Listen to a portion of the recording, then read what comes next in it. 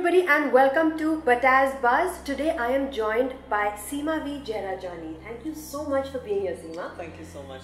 So you are an incredibly accomplished hairstylist and makeup artist. You have your own academy and you are also soon to be judging the World Cup at this event in Europe, in Paris next year. Paris. This year. Oh, that's amazing. So you know what, I'm going to let you explain it. Could you just tell us a little bit about yourself? Sure. I started my career more than 3 decades back. Wow, that's amazing. Yeah. I started off as in beauty therapy and then moved on to hairdressing. I had a salon for many years and now I'm teaching. So I have an academy called SVJ Academy where I teach hairstyling and makeup. Lovely. So you're very acclaimed in the industry. I think everyone knows Seema when you talk about like every model, every celebrity. Like you've got that factor. I think the fact that you've worked for 35 years in this industry and won so many awards. Yes, I've got the Hall of Fame, which is the Schwarzkopf Aesthetica Award. I've represented India for the Europe Cup Championship. That's amazing. And as I said, this year I'm going to be a jury for the World Cup in hairdressing. That's incredible. The World Cup in hairdressing, she's on the jury and in Paris. That's so exciting. I'm sure you do a lot of that with your work. Yeah, a lot of traveling, yes. That's amazing. What I'm really taken with is your new book. So your book, The Art of Indian Coiffeurs. Is it coiffes or coiffeurs? Coiffure. I'm sorry, The Art of Indian Coiffure. So this book is next level. It has taken you years to make this book.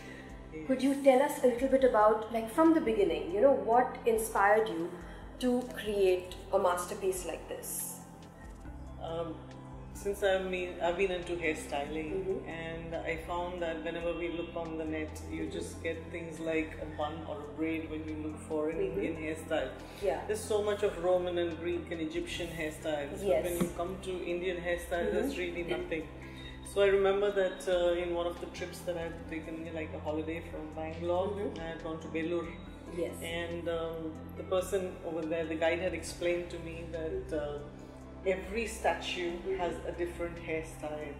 So I said, I'm a hairdresser. So he said, someday when you want to learn hairstyling, visit the temple. And that's exactly what I did. That the day I decided that I need to reach out the Indian hairstyling to the world and to make some standardization of education, or we need to give this to the world, because we can't just be taking things from the West every time, referring to the West. We have so much to give. Exactly. So I decided to visit Belur to start with. No, I mean the way you've even explained it. See, we're going to show you up close photos of the same, but these pictures, like you have these incredible statues that we see and we're like, yes, they're beautiful Indian women, but recreating them in this day and age, the way that you have paid attention to detail. Don't worry guys, we're going to show you close-ups of all the images. So the way you have paid attention to detail, you've actually brought, like literally you've brought these statues to life. The statues, the images are from, references are from 500 BC, 1200 AD, 1800 AD, and from like Raja Ravi Varma's paintings recreated. So for images like that, we had to source the sari from Kerala. Like even there are traditional images. There are 6 traditional and 6 contemporary. So everything had to be sourced from the place of origin, around India. You've kept able to create this. You've kept it as authentic as possible. I've seen you've personally visited all of these different places. I had to learn photography first. You had to learn photography? Yes, because if I had to travel everywhere, it wasn't possible really to hire a photographer. I didn't even know what I'd be doing, I had to just pick up the camera. For that I studied photography. And then I decided that I can now travel around the country. So, right from Kanyakumari to Delhi, I've visited many places. That's amazing. And, how did that affect your academy though? Because yes, it did affect the academy, because every now and then people thought I was on a holiday enjoying myself, but it was actually doing my research and going to museums. Luckily, I have students all over the country. So like when I was in Cochin, I would just call up my student who was closest who could come with me for my research. Like when I was in Bangalore, I asked 2 of my students from Bangalore to join me to Belur, things like that. So it was nice, it was not a holiday, but it was great to do the research and you had people with you and then come back and gather all that information. In fact, there was one exhibition, Case Vinyas in Delhi. Okay. They were covering the Indian coiffures or hairstyling.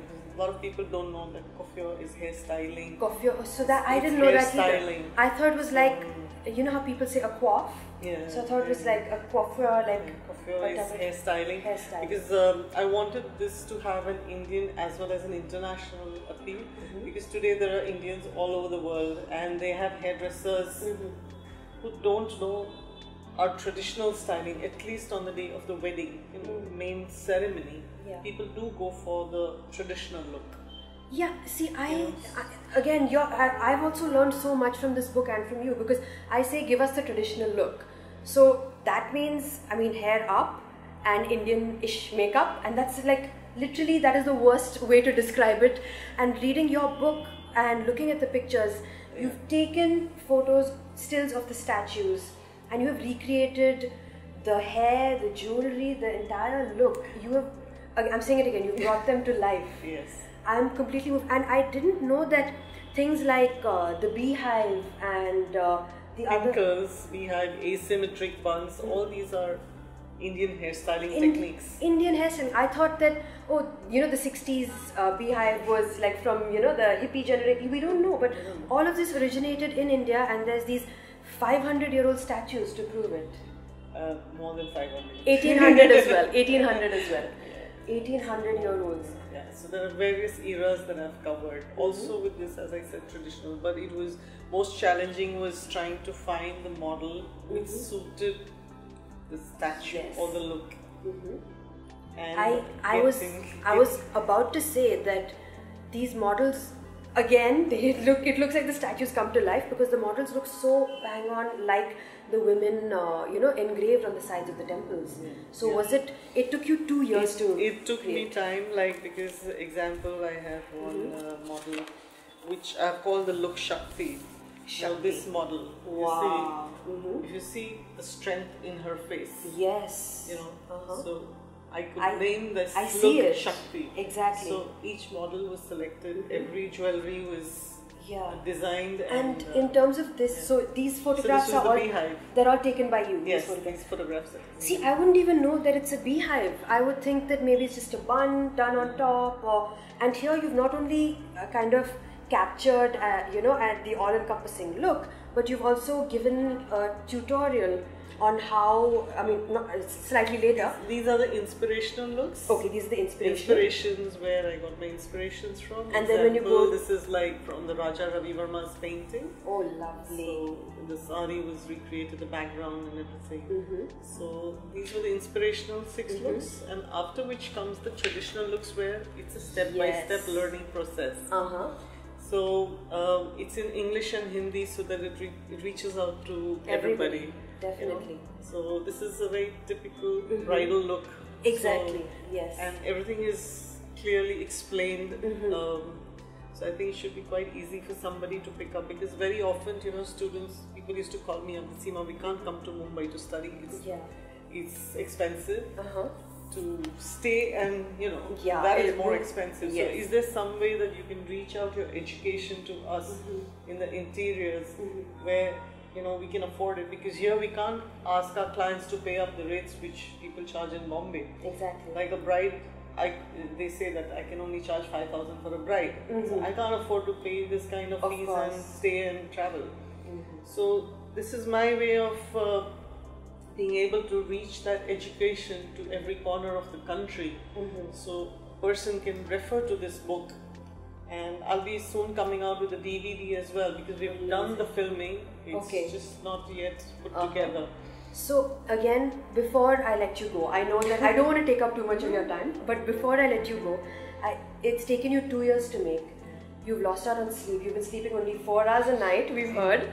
Only 4 hours a night for the past couple of years. Six months. The other times, but it has, I stopped teaching for that time. Yes. I stopped my usual work and I just focused on the book. Focused on your book, and it is magnificent. I wanted to bring the culture of India to the people, to take pride in the culture that we have, and to make it possible for people in India and abroad to value what we have and reach education to every corner of the country. That's beautiful. Thank you so much for being here, Seema. Thank you. And I really look forward to this book completely taking off. And on a personal note, a few years ago, Seema has also done my hair, and that was the best experience that I've ever had. So I went back and I made her like do all sorts of treatments and cut my hair, and I basically bothered you a lot. Sorry about that. But then now I get to say that I have worked with the famous Seema V Jerajani. So on that note, we shall sign off. But please read more about this book, purchase the book, and you can see all of these amazing things that go into our culture, that go into creating these beautiful looks that we've come to know and love. Thank you so much. Thank you. Thank you for joining us. Thank you.